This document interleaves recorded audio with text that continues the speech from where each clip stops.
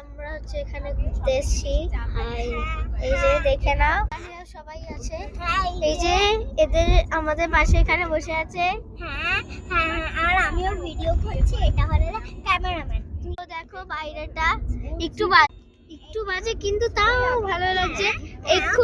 এক্ষুনি ব্রিজে উঠেছিলাম তখন ভালো ছিল, কিন্তু এখন আবার ব্রিজ চলে গেছে। এই মন্দিরটা হলো যে একটা খুব বড় মন্দির, যেটা আমরা তুমি কি বলতে চাইবে?